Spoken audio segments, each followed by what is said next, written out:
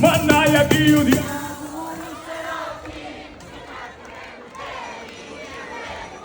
E chi una visu e non la porti, mannaia chi udiamo stanotti,